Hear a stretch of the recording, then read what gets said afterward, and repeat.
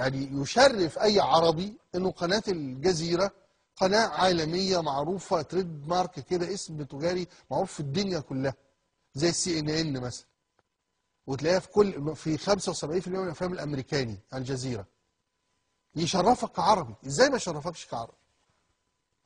ادي قطر بتعمل ده، وفي نفس الوقت بتلعب دور مهم في موضوع سوريا. سوريا بتتهم قطر عموما والسعوديه انها هي اللي بتمول الثوره السوريه، وطبعا اتهامات التمويل دي حاجه يعني مصر قالتها وتونس قالتها واليمن قالتها وسوريا قالتها، وكل واحد قاعد يلطش يقول لك بيتمولوا بيتمولوا بيتمولوا.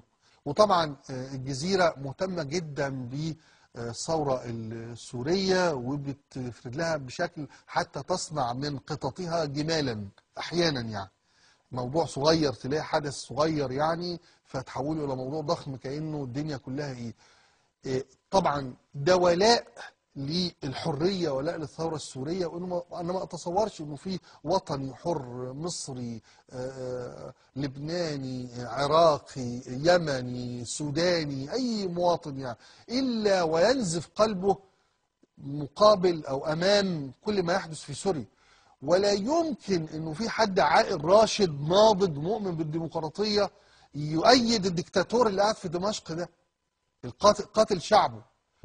لكن سوريا في تعقيدات في المشهد هناك، ملل ونحل، طوائف واعراق، موضوع ملوش اي علاقه. مصر ملوش كده خالص. طبيعه حتى الجيش المصري غير طبيعه الجيش السوري. القاده بتوعه من الطائفة العلوية المنتمي لها بشار الأسد وحافظ الأسد.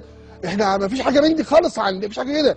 السلام عليكم، أهلا بكم في حلقة جديدة من صالون إبراهيم عيسى على الجزيرة مباشر. قلب الثورة بصب يوم جديد صباح الحرية في مصر.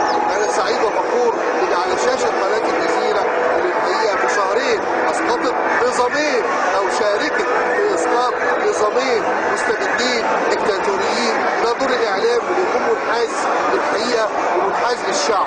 يا جماعة مفيش حياد بين الطغيان وبين الحرية، مفيش حياد بين الاحتلال وبين المحتلين. ده الدور الحقيقي والانحياز للحقيقة وللحرية. الشعب القناة الصهيونية الناطقة بالعربية دي اللي كل ما فيها صهيوني، كل ما فيها صهيوني. انا بقول انه مش قطر اللي مشغله الجزيره، ده الجزيره اللي مشغله قطر. مش الامير اللي يعرف يسيطر على الجزيره، ده الجزيره اللي مسيطره على الامير. لان الجزيره وما تفعله هي في حقيقه الامر تعبير عن كينونه دوليه كده استعماريه صهيونيه.